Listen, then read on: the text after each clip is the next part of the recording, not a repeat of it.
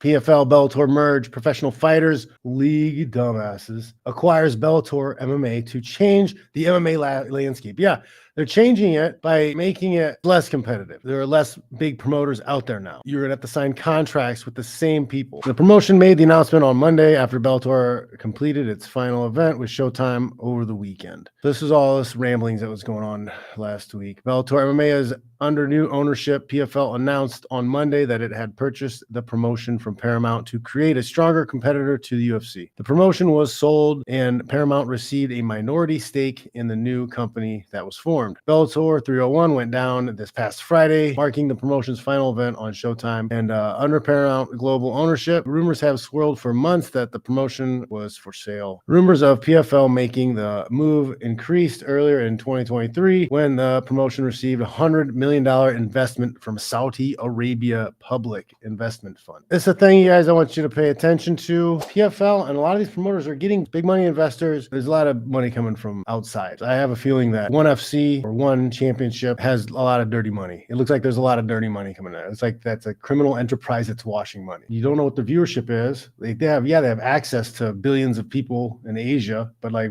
how many people are actually watching? Like the events don't look that crazy. Like it doesn't look like there's that big of a fan base, but they're paying guys good money. They're putting on shows. And then you have PFL. I feel like they're always out there selling and getting more and new investors. You're always hearing about them getting new investors, new money coming in from outside. So a lot of what they're doing, I think they just try to make themselves look nice. They're dressing up a turd, putting sparklies on it, putting in a nice dress, and then they're selling it to gullible people who think they're going to make a ton of money on MMA. All right, so this is Davis, right? This is their guy. He says, this totally changes the MMA landscape overnight. You essentially put two number two companies who create a co-leader. The combined PFL Bellator roster now has 30% of its fighters who are ranked top 25 in the world by Fight Matrix. That's the same as UFC has in their roster. Okay, so first and foremost, yes, the landscape, it has changed. It's worse. The landscape is worse for fighters because there are less opportunities. There are less people bidding on you, and the contracts are super tight. They're long-term, and they keep people locked up. A lot of times they end up just benching some guys, right? That's what UFC does a lot. UFC benches guys. They'll sign them and sit them and not fight them because they have buddies that they want to give fights to. Their buddy manager companies. That is not good. That's a bad thing. From a fan standpoint of view, I think it's cool that we'll get to watch certain people fight each other now because they're under the same banner, but that fucks the fighter over because they're not going to get paid more. They're not going to get a chance to have them negotiate against each other. They act like it's impossible. It's impossible for these two fighters to fight because they fight for different promotions.